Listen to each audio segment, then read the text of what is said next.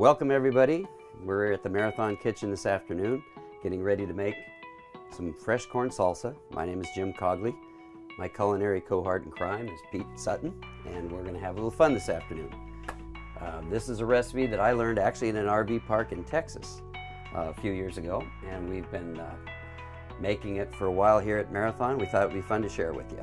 Now, wait a minute. Is this the famous Cogley corn salsa that won the salsa contest 2 years ago? Absolutely won the salsa contest at Marathon Coach. This one, and then you which tried was a huge contest. We'll go through the steps. We have our main ingredients, which is fresh corn, which we cut right off the cob, fresh cilantro, fresh limes, cumin, salt and pepper to taste, and as with most salsas, it really doesn't matter, you know, if you choose to put tomatoes in there or avocados or anything, you could take it to taste from there. We're going to do the basic recipe today and then just have fun with it. So the first thing we're going to do in this recipe is cut some fresh corn right off the cob.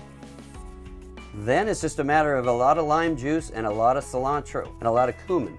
So then salt and pepper to taste. So there's no exact recipes. I've found that probably 5 or 6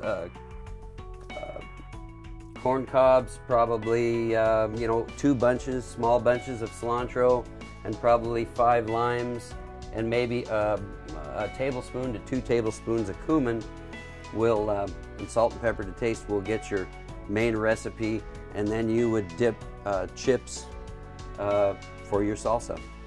We will cut up a little cilantro to go in our mix here.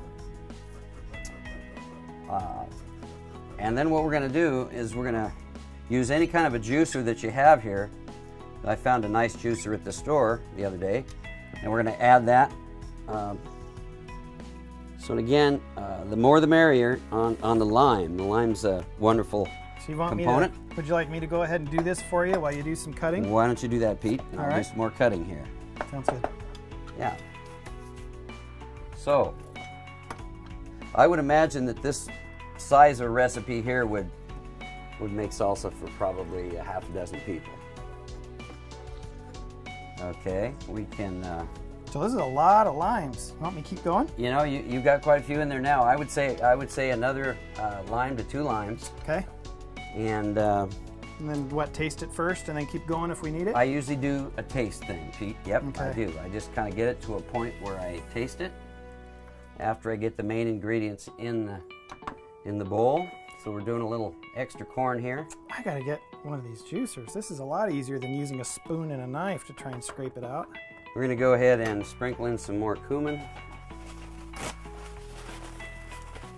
Some people may have a higher threshold for cumin than others, but I've noticed that several times I've added more and more as I mix it up to get the right taste. So it's a very subjective thing depending on what you like.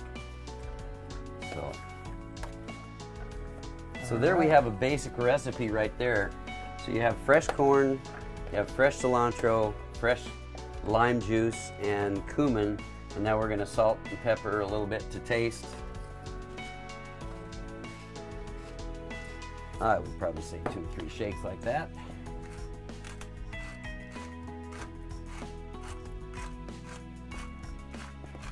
What I like to do is set it up in the refrigerator overnight, possibly 4 or 5 hours. But if you're in a hurry, an hour will do, maybe in the freezer, just to chill it a little bit and let it set up. It'll be much stronger the next day if you go ahead and use it for the next day. The cumin will really take a hold. So if you get the right mixture, you'll know it when you dive in. All right.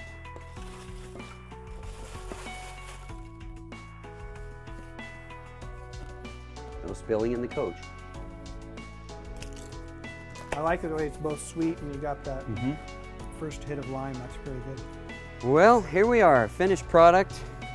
On behalf of Marathon and my friend and cohort, Pete, we'd like to thank you for listening and watching our video. Hope you get a chance to make fresh corn salsa sometime. It's real quick and easy when you have unexpected guests coming in, and you can put it together in a snap, and I think everybody will really enjoy it. Whoa, here we go. Bon appetit. you.